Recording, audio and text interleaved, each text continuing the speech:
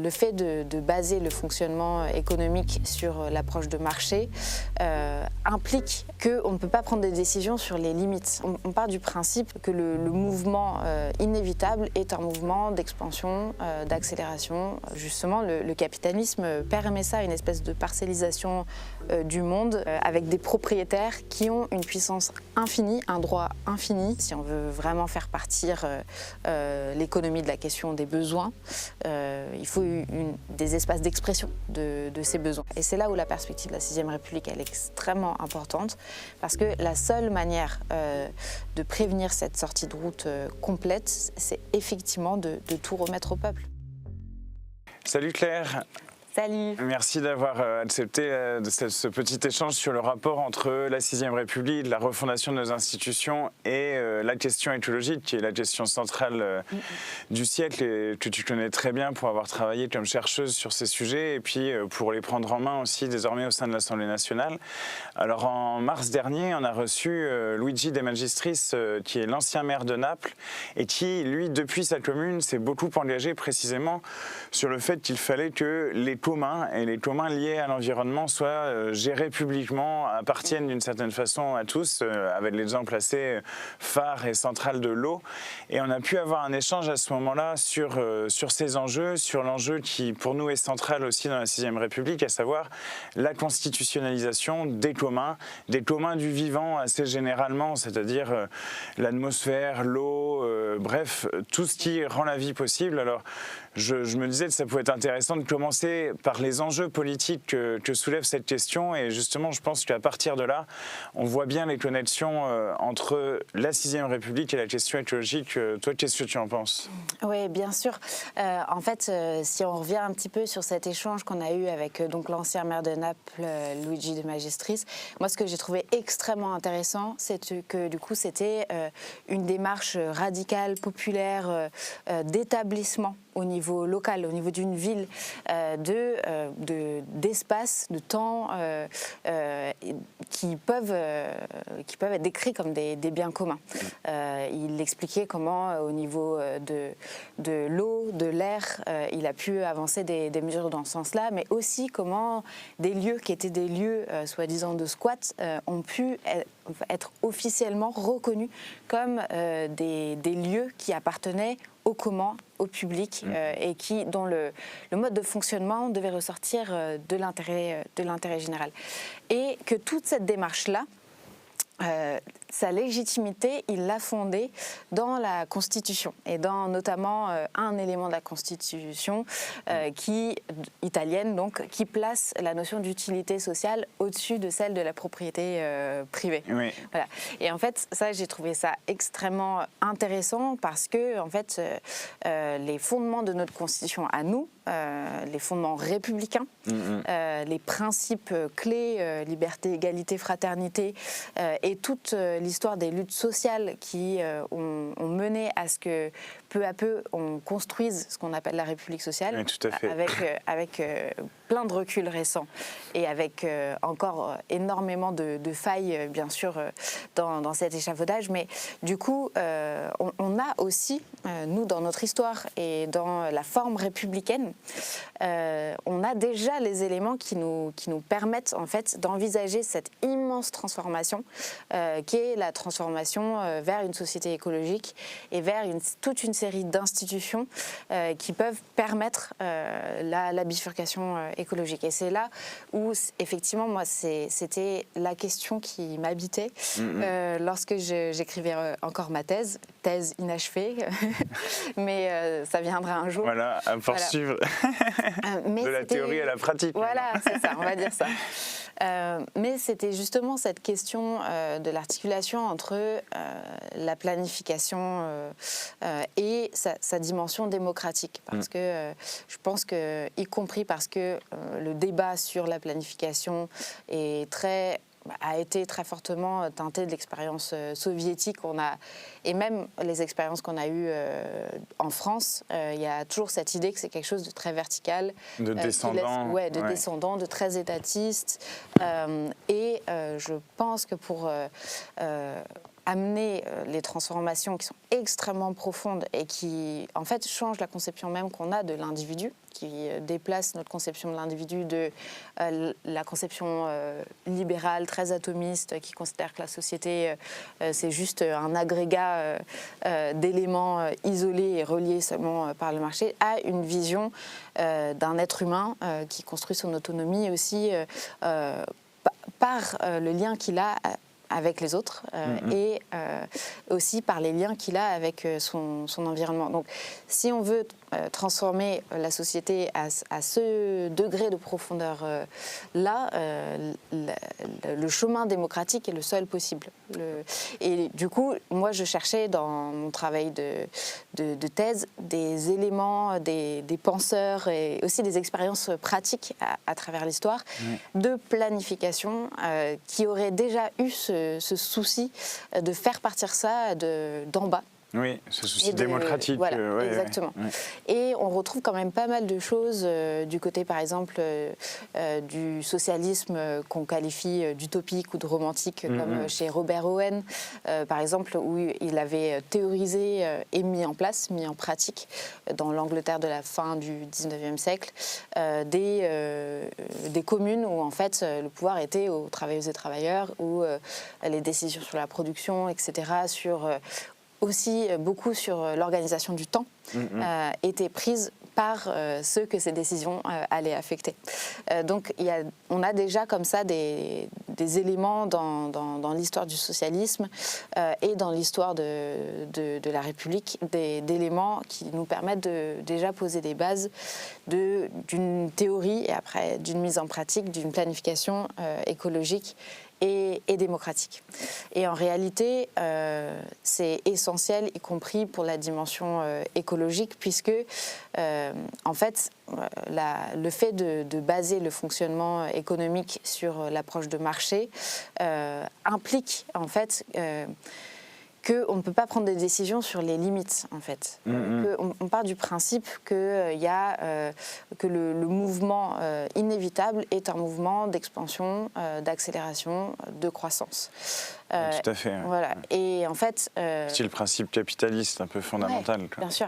Et en fait, du coup, je pense que c'est très intéressant aussi de retourner l'accusation en disant à tous ceux qui justement accusent le paradigme planificateur d'être antidémocratique, de dire mais regardez le marché, il n'y a rien de moins démocratique. Oui, tout à fait. Et ça c'est marrant parce que tu parles de la République sociale, y compris d'une partie de la tradition socialiste de pensée, du mouvement ouvrier finalement. Et l'une des grandes revendications qu'on trouve chez Marx, qu'on trouve chez Jaurès, qu'on trouve chez Rosa Luxembourg, c'est l'idée que précisément le capitalisme organise la tyrannie dans l'espace économique et que l'enjeu du socialisme, c'est que le pouvoir puisse revenir à l'ensemble des travailleurs ou des gens qui sont affectés par les décisions économiques qui se prennent sur le marché. Et ça, je pense qu'il y a un vrai enjeu de rupture. Quand on dit qu'on est la gauche de rupture, quand on veut faire la bifurcation écologique, c'est aussi parce que si l'on reste dans le cadre d'une économie laissée à elle-même, dont le principe moteur, ou en tout cas revendiqué, serait la dérégulation, ou l'absence en tout cas d'objectifs collectifs planifiés, à ce moment-là, on est, c'est ce que tu dis, dans l'incapacité d'insérer les activités économiques humaines dans les limites qui lui sont imposées par la nature. Moi, j'ai un petit exemple qui me vient en tête là-dessus. C'est une fois, j'ai débattu à Brest avec le président de l'Office des viandes. J'ai découvert d'ailleurs que ça existait, mais c'est le lobby de la production quand même intensive de viande. Donc en Bretagne, c'est les cochons. Comme je dis souvent, il y a 2 cochons par breton. Donc c'est quand même énorme. Et quand on se dit ça, en plus on les voit jamais, parce qu'ils sont tous parqués dans des hangars, etc. Et alors, lui me dit, mais qu'est-ce que c'est de ces histoires de droit de l'environnement parce qu'il y a un juge qui est arrivé à Brest il y a 2-3 ans, chargé de faire appliquer le droit de l'environnement. Et lui, il dit, mais ces gens-là n'ont rien à faire, n'ont rien à nous dire de la façon dont nous gérons nos exploitations porcines. Et quand j'ai eu cette remarque, je me suis dit, mais c'est tellement significatif de comment fonctionne le capitalisme, c'est-à-dire, en réalité, le droit la politique, les décisions communes ne doivent pas s'appliquer à mon business. Et je crois qu'il y a cet enjeu-là, justement, avec la rupture que tu indiques et qui, effectivement, se trouve dans la droite ligne de celle engagée avec la République sociale, c'est de dire, bah si, c'est un sujet démocratique, c'est un sujet dont il faut délibérer, et en fait, la libre entreprise, si c'est la libre entreprise de destruction, ben, ça ne marche pas. Donc peut-être qu'il y a cet enjeu-là aussi avec la 6ème République, enfin certainement même, et peut-être peux-tu nous dire en quoi ça pourrait faire écho aussi l'une des propositions phares qu'on a, à savoir que dans le cadre de la 6ème République, d'une nouvelle constitution, et c'est une proposition qu'on doit à Martine Billard, qui, lorsqu'elle était députée, l'avait déposée dans le cadre d'ailleurs d'une proposition de loi sur la planification, que la règle verte soit inscrite dans la Constitution. C'est-à-dire, alors, est-ce que tu pourrais nous expliquer ce qu'est la règle verte? Oui, complètement. Je voulais juste revenir sur l'exemple que tu donnais de ce monsieur de l'Office des viandes.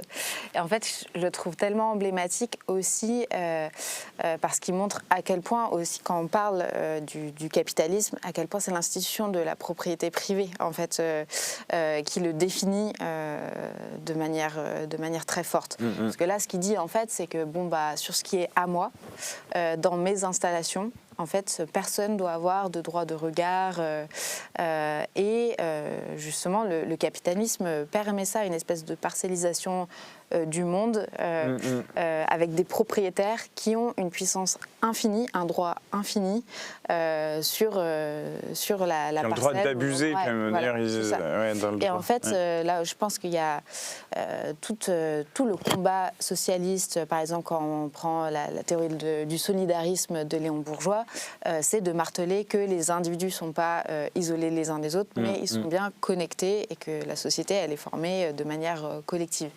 Et je pense que là où l'écologie politique vient en complément et en poursuite de ce solidarisme-là, c'est de dire, en fait, il y a des connexions entre l'ensemble des éléments de l'écosystème. Et qu'en fait, quand on a tel ou tel type d'activité sur une parcelle de propriété privée, en fait, ça va avoir des impacts sur le dérèglement climatique, ça va avoir des impacts sur le cours d'eau qui est à côté parce qu'on le pollue, et qu'il y a cette espèce d'immense connexion.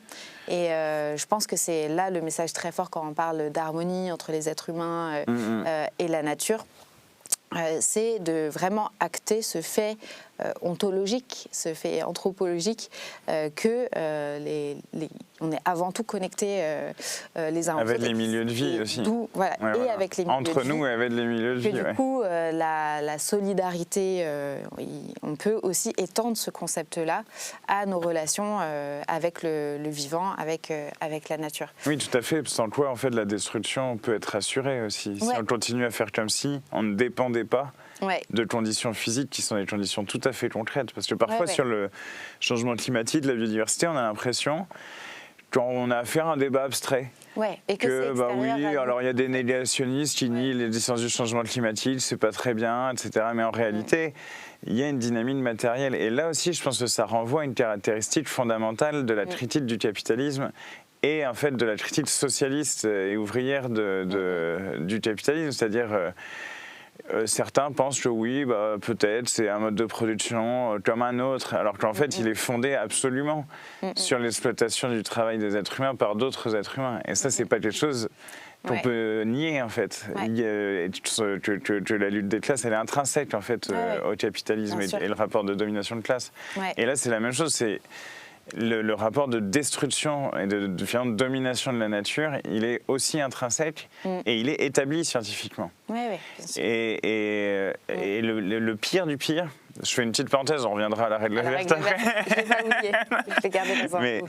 le pire du pire, je trouve, dans cette situation, c'est parce qu'on peut se dire, compte tenu du fait que ce phénomène de destruction de l'environnement, la 6e extinction de masse des espèces, le changement climatique a une dimension matérielle, on pourrait se dire le moment où la réalité physique nous rattrape, ça sera l'évidence. Et en fait, ça, nous, on peut le penser parce qu'on est attaché aussi à l'esprit critique, à l'émancipation dans son sens le plus classique.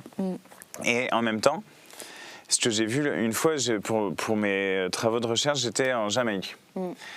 Et là-bas, j'ouvre un journal évangélique. Enfin, je ne savais pas qu'il était évangélique, j'avais acheté le truc parce que c'était sur le changement climatique. Alors je me dis, bon, on va regarder 6 ans, 10 ans. Boum, c'est évangélique.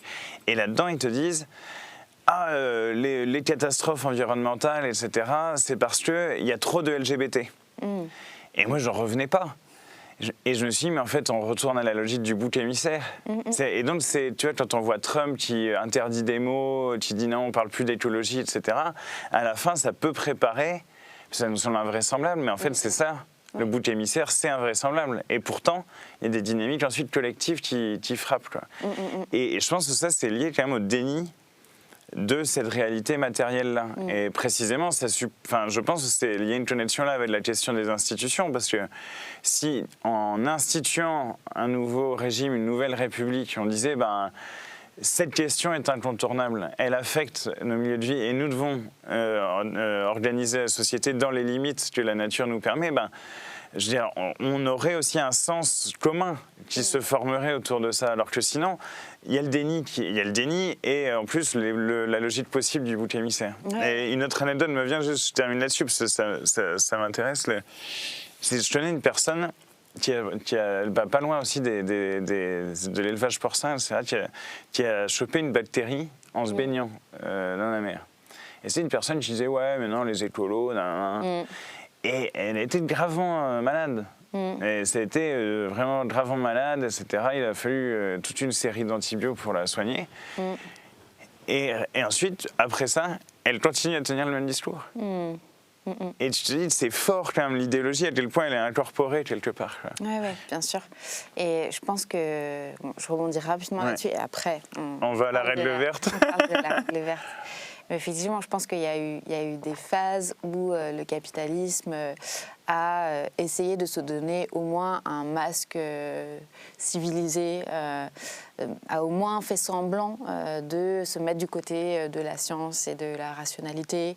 Et ce mouvement-là, il est très clair, en fait, si on regarde le rapport, y compris des grands acteurs économiques, mais y compris des chefs d'industrie fossile. Dans les années 60-70, on a maintenant les preuves qu'en fait, ils savaient déjà l'effet de leur activité sur le dérèglement climatique et les risques civilisationnels, les risques systémiques que ça pouvait entraîner.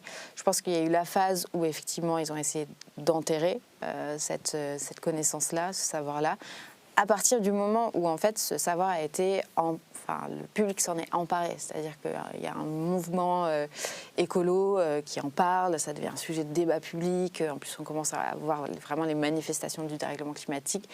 Là, on a eu une phase quand même de capitalisme vert où on a eu toute cette construction d'un narratif, d'un capitalisme qui prend en compte, prend au sérieux la question, etc.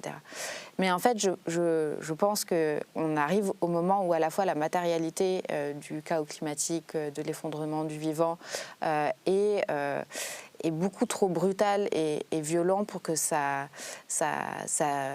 puisse permettre à ce capitalisme vert de se manifester. Oui, et de s'auto-justifier d'ailleurs. Oui, et de justifier, parce que vous pouvez pas dire... il n'y a pas de cohérence, il n'y a pas de mesure quelque part entre l'immensité des catastrophes qu'on est en train de subir, mais y compris Mayotte, un département français, et l'écologie des petits gestes du capitalisme, c'est-à-dire qu'il n'y a pas de connexion c'est ça, entre le fait de nous demander d'acheter des brosses à dents en bambou et l'immensité des dégâts qui est causée par le capitalisme fossile. Donc, quelque part, je pense que cette déconnexion-là et le fait aussi que le capitalisme, je pense, est dans un moment de crise de son hégémonie culturelle. C'est-à-dire qu'en fait, peut-être dans les 30 Glorieuses, il pouvait y avoir une forme d'adhésion dans nos sociétés, je veux dire, à cette idée d'un accroissement matériel, du confort, etc. Aujourd'hui, je pense que la grande majorité des gens, en fait, ils subissent physiquement et mentalement le capitalisme. Du coup, il y a un décrochage qui se crée. Et pour moi, c'est dans cet agencement de fait que le capitalisme revient au fascisme, en fait. C'est-à-dire, jette le masque, on va arrêter de faire semblant d'être des gentils, d'avoir des règles, de se tenir dans l'enceinte du droit. Et c'est là qu'on a Trump et tout ce qui s'ensuit, en fait. Je pense qu'on est dans ce moment de retournement où, en fait, le capitalisme arrête de faire semblant. Oui, il n'a plus besoin de ces formes-là. Voilà. Et du coup, se décroche, mais complètement, de la rationalité. Et c'est là que prend sens les attaques sur la science, les attaques sur l'université, qui sont flagrantes, là, qui sont d'une gravité extrême aux États-Unis. On a des scientifiques réfugiés ici, en France déjà, parce qu'ils se sont fait virer de leur université aux États-Unis. Donc je pense qu'on est effectivement dans ce moment-là. Donc, si on veut revenir à notre perspective et à la question de la règle verte, pour moi, c'est aussi l'application des constats scientifiques, c'est-à-dire l'impossibilité d'une croissance infinie dans un monde fini et l'obligation qui en découle d'organiser matériellement la société d'une manière qui permette une société égalitaire, une société de paix, dans un contexte où la poursuite de la croissance va signifier la guerre et le conflit constant sur l'accaparement des ressources. Donc, ce qu'on appelle la règle verte, pour ceux qui nous écoutent, on y arrive enfin, et n'ont pas forcément entendu parler de cette notion-là, c'est un élément très important et à mon avis qui définit toute notre vision économique aussi, qui est présente dans le programme de la France insoumise.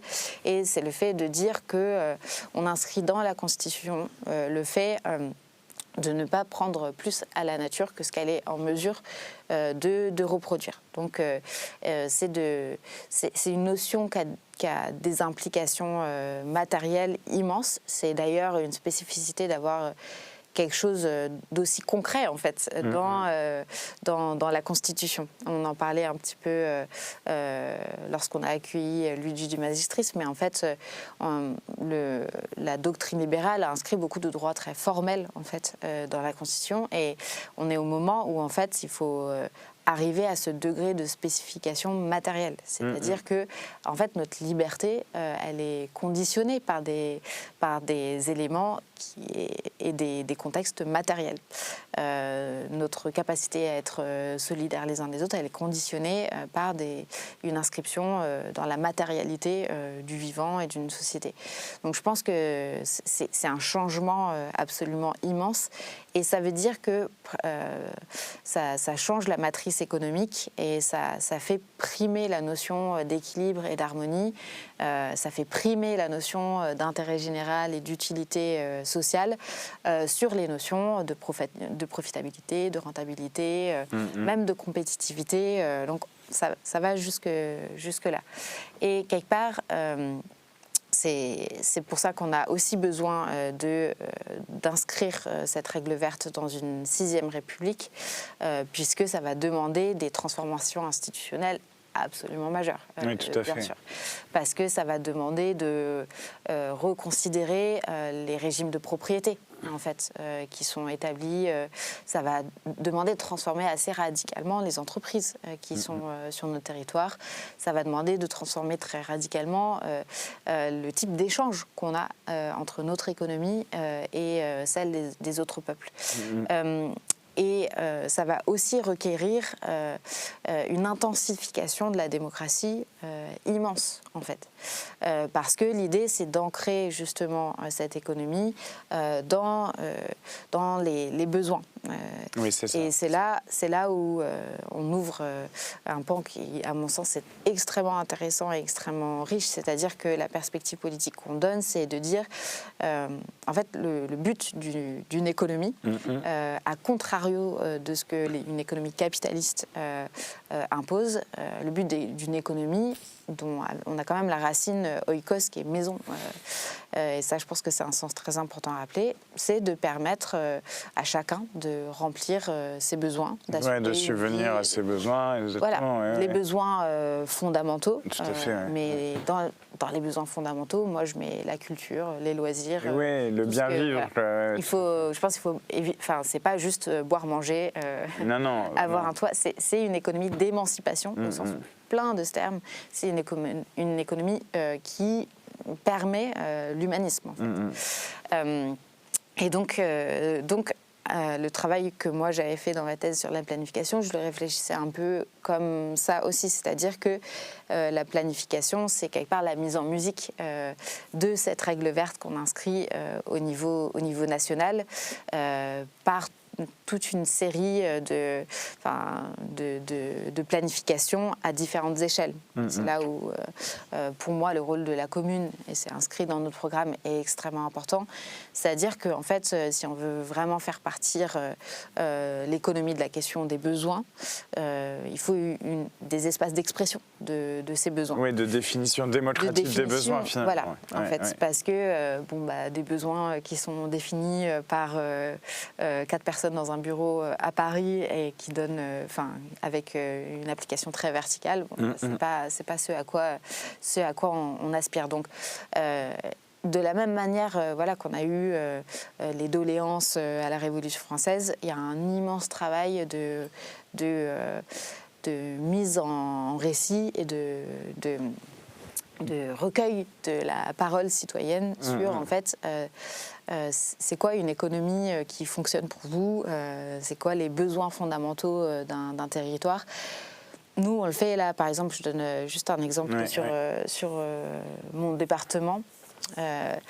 Là, on a d'immenses problèmes en termes de couverture, de maillage hospitalier. En gros, c'est la stratégie classique des ARS. Ils ont décidé qu'ils allaient installer un hôpital d'excellence de pointe dans le nord du département. Voilà. Tout se passe bien. De toute façon, tout se passe bien partout. Mais qu'on allait fermer les urgences de Juvisy-sur-Orge et que l'hôpital de Longjumeau est en très grande difficulté en ce moment.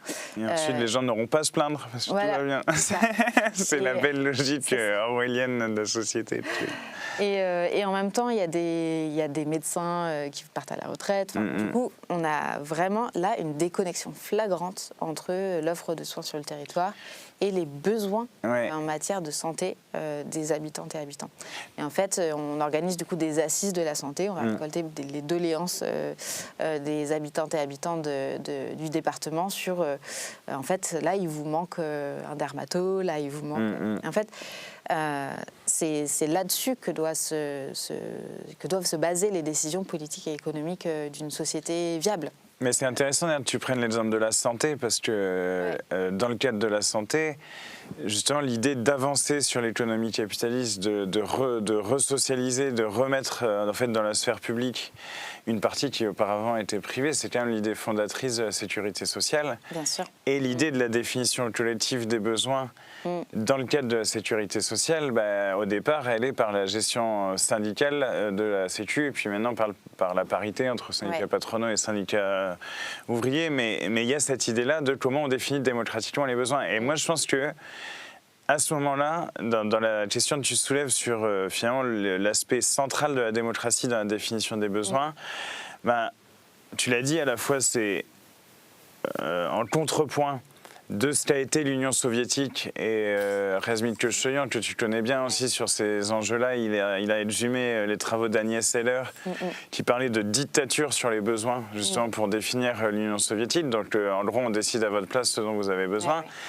Et de l'autre côté, en fait, il y a aussi, on est complètement en opposition avec la conception libérale, mais auquel je crois que les libéraux ne croient pas eux-mêmes. C'est-à-dire la conception sur laquelle le marché serait organisé pour pourvoir aux besoins que les individus décideraient eux-mêmes compte tenu de la dynamique en fait, de l'économie elle-même, du genre s'il n'y avait pas de demande, en fait toute demande correspondrait à un besoin. Et c'est une intuition que Marx a déjà, il a une formule dans le Capital que je trouve particulièrement significative et qui du coup peut aussi, d'une autre façon, mais on peut considérer que à ce moment-là, le capitalisme est aussi une dictature sur les besoins, parce que Marx dit le capitalisme fonctionne comme créateur de besoins. Et c'est une intuition assez forte, parce que c'est au 19e siècle, on n'est pas encore dans la société de consommation, etc. Mais c'est au moment où il y a une crise de surproduction qu'on commence à payer un peu plus correctement les gens. C'est Ford pour qu'ils achètent les bagnoles. Et en réalité, dans l'extension de la société de consommation, n'a pour but, in fine, que de soutenir le capital. Donc, de rendre compte de ce processus et de se dire à la fin, ah ben les gens décident de ce qu'ils consomment, c'est une fiction. C'est complètement ahurissant. Et voilà. Enfin, Mais c'est hyper intéressant. Et moi, cette question-là, je l'avais pas mal travaillé dans ma thèse, parce qu'en fait, la fiction à laquelle les tenants du marché veulent faire croire, c'est que finalement, dans l'organisation libérale et capitaliste de la société, c'est la plus démocratique parce qu'il n'y a nulle part d'intention, il n'y a nulle part comment dire, il n'y a nulle part un centre de pouvoir qui va décider à votre place, en gros. Et cette fiction, et c'est inscrit dans ce qu'on décrit comme les règles du marché, c'est un marché atomisé avec les règles de la concurrence pour être parfaite. En fait, si on les regarde, ça donne l'idée que le marché, c'est un truc où finalement chacun prend les décisions pour soi-même. Mais il n'y a personne qui peut empiéter sur la vie, la destinée, les conditions matérielles d'existence des autres. Et que c'est l'agrégation des actions et des volontés des uns des autres qui organise une société qui est, dans cette théorie, la meilleure organisation possible. Voilà. Mais en réalité, il n'y a rien de plus pétri de concentration de pouvoir que le capitalisme. Ah oui, toi, tu vois Musk, etc. Là, tous les géants de la tech qui sont... Ça a toujours été ça, le capitalisme. Ils le savent parce qu'ils agissent un peu comme des barjots qui vont décider du destin de l'humanité. Ça ne veut pas dire qu'ils peuvent décider du destin de l'humanité, mais en tout cas, ils peuvent faire sacrément des délires. Et du coup, moi, ça m'avait amené à plutôt poser le constat que, en fait, l'alternative, elle ne se situe pas entre une économie de marché non planifiée et la planification qu'on défend. En fait, je pense que si on ne planifie pas démocratiquement sur des bases écologiques en vertu de l'intérêt général, en fait, le capitalisme planifie à notre place. C'est ça la réalité. Oui, tout à fait. Et il y a les travaux de Cédric Durand, notamment là-dessus, qui montrent très bien, en fait, que les grands groupes, et surtout en ce moment où les grands groupes ont pris une puissance politique et ont une assise matérielle à travers le monde qui est immense. C'est eux qui déterminent nos vies, en fait. Eux planifient, en fait. Ils ont des prévisions d'investissement. Ils savent, dans 10 ans, ils ont énormément de ressources, même en termes de recherche, de savoir, pour justement essayer de prévoir l'avenir. Oui, d'établir des stratégies, finalement. Et du coup, ce qui se passe, c'est pas juste que le marché auto-organisé et atomistique progresse, c'est que c'est le pouvoir des forces capitalistes qui progresse et qui prend... qui surdétermine nos capacités à vivre ou à survivre ou à ne pas vivre. Voilà. Et je pense que c'est d'autant plus flagrant dans un moment où on a effectivement une montée du fascisme qui, de manière explicite, est en lien et basé sur le pouvoir des grandes firmes de la tech, etc. Et face à ça, effectivement, le fait de défendre une planification publique, républicaine, écologique, c'est de dire que c'est pas aux grands capitalistes de déterminer l'avenir de la planète, la capacité de peuples à s'autodéterminer et à survivre. Parce qu'il y a, tu vois bien que dans la montée du fascisme, il y a aussi le retour d'une forme très coloniale, en fait, de rapport aux autres peuples. Donc je pense qu'on est effectivement dans ce moment-là où le combat pour la planification écologique, c'est le combat à mort central contre la domination et le potentiel monopole du pouvoir des forces capitalistes sur tout ce qui compose nos vies, quoi. Oui, d'autant qu'en plus le capitalisme va être confronté quand même à un problème, parce qu'il y aura des secousses et des chocs majeurs, en fait, avec le changement climatique et la perte de biodiversité. Et enfin, je ne sais pas si on prend, par exemple, même en regardant comment ça s'est passé dans la plupart des démocraties parlementaires, la gestion du Covid, ça a été resserrement sur l'exécutif, le gouvernement décide de tout, pas de délibération. Ouais. Et répression en fait de toutes les voix qui, même si parfois elles pouvaient être confuses et complètement délirantes, mais c'est pas. Ouais. Mais d'ailleurs pas que. Enfin, il y avait aussi des critiques absolument rationnelles et tout qui était formulé à ce moment-là. Il y a eu un amalgame de tout ça, une répression. Mais vraiment organisée dans l'espace public et honnêtement, quand je me retourne vers là, je me dis déjà ce qui est stupéfiant, c'est qu'il n'y a eu aucune évaluation des politiques publiques